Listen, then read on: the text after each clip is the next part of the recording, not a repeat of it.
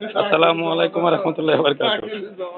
আমি আসলে চলার পথে এমন একটা জিনিস দেখলাম আপনাদেরকে না দেখে পারলাম না। হ্যাঁ, আমার আপা কাঁঠাল বিক্রি করে গরিবের জন্য। ১০০ গ্রাম, ১৫০ গ্রাম, ২০০ গ্রাম, ৫০ গ্রাম, ২৫০ গ্রাম যার যতটুক প্রয়োজন অতটুক কাঁঠালই আপনি নিতে পারেন নাকি আপা? কিভাবে বিক্রি করেন? ৳৬০ কেজি। ৫০ গ্রাম চাইলে পারবে নিতে? মানে বলতেছি আরকি আপনি তো মূলত গরিবদের জন্য যারা খাইতে পারে না ২-১ পিসও যেন নিতে পারে তাদের জন্য। নাকি? যাই হোক আমরা আসলে এই জিনিসগুলো আমাদের দেশে এখন হ্যাঁ, ইন্ডিয়াতে আমরা ১ পিস মাছ বিক্রি করতেও দেখছি।